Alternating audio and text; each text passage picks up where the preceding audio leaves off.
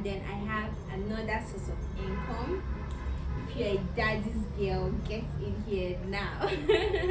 So my second source of income is, daddy, good morning sir, my money has finished. And yeah,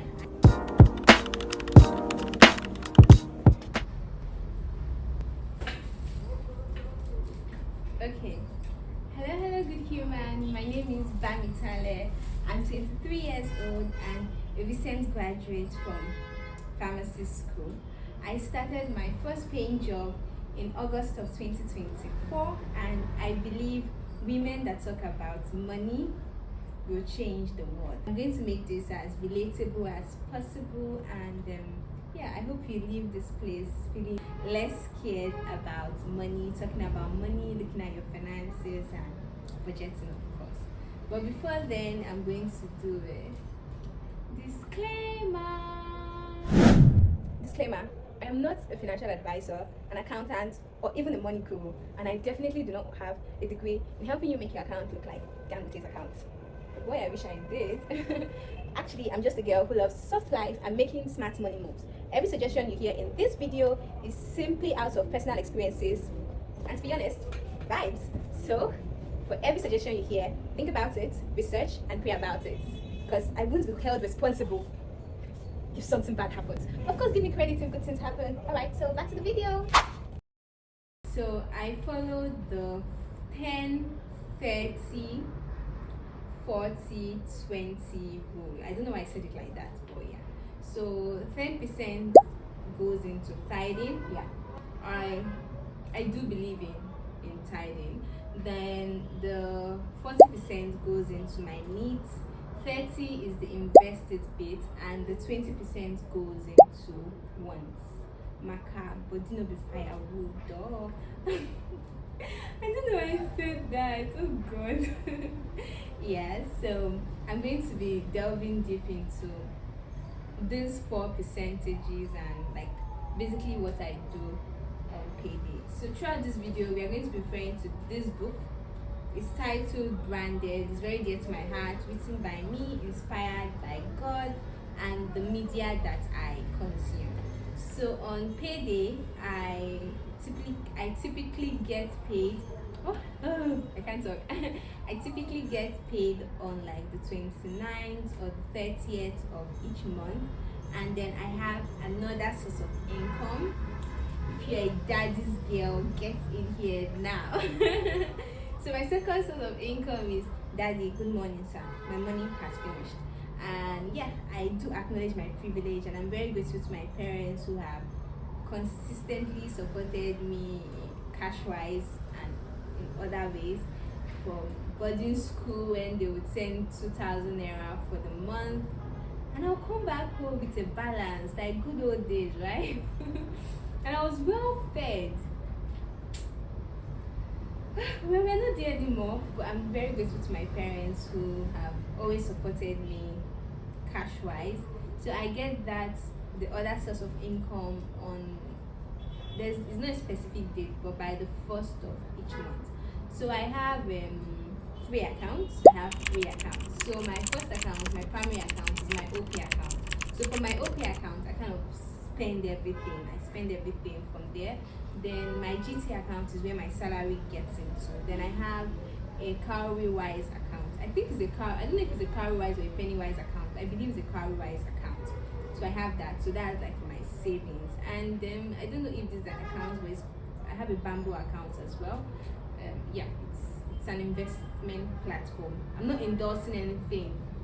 Yeah, they'll have to pay me if I endorse. I'll talk about it anyway.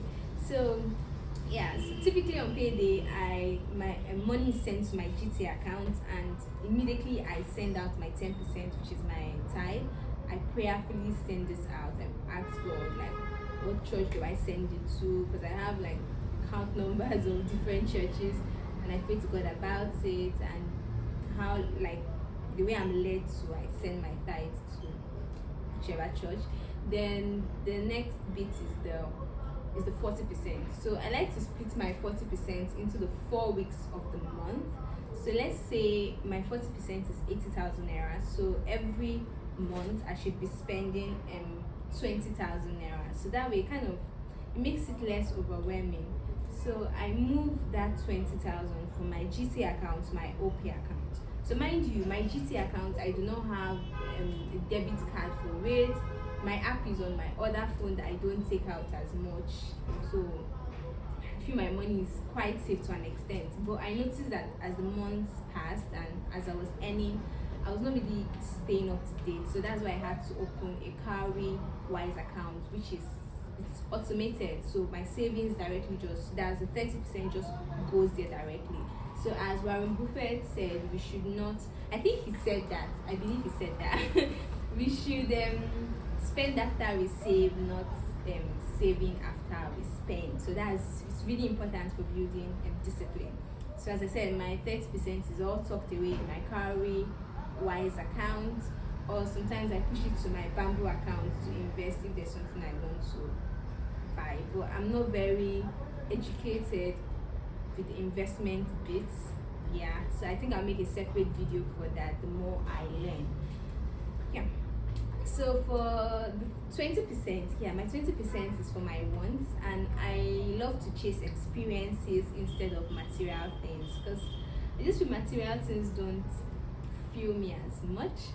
So I chase experiences like visiting art galleries, museums, and other things. I think for March, this is March. Yeah, for March, my experience of the month was visiting the National Museum, Lagos. It was not really what I had planned. I was supposed to go to the John Vidal Center for Yoruba History, whatever, at Onikon. So I was supposed to visit there, but they were closed, and it's a long story, but it turned out being so beautiful. And we ended up going to the National Museum, which cost less, and because I had budgeted 30,000 for my trip to the JK Museum, but then I finally, at the end of the day, I think I spent 6,000 that day, which felt so good because now I can choose other experiences. So yeah, that's about my 20%. Then I feel the percentage that is so difficult to control is the 40%. I find it a little bit challenging to control. So I account my things like my data from there, my airtime from there, essentials, basically rent. I do not pay rent. I'm grateful for that because I stay with family. But I believe if you pay rent, you have to, there's where you divide it. So take your yearly rent, divide it by 12, then every month you just keep something aside from your 40%. Hey babe, I'm going to hold your hand when I tell you this. Life is expensive. And if you live in Lagos or Nigeria, that makes it double expensive.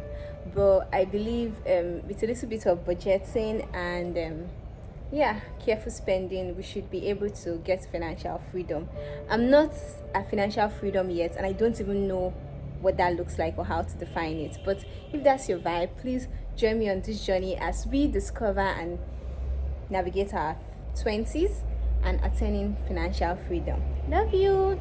I believe having a budget kind of builds discipline in the long run and just gives you a sense of control over your finances, and it makes you check, do I have to get like a side hustle? Do I need to up my skills to earn more? I mean, we can always earn more, but yeah, just it's that sense of control that it gives.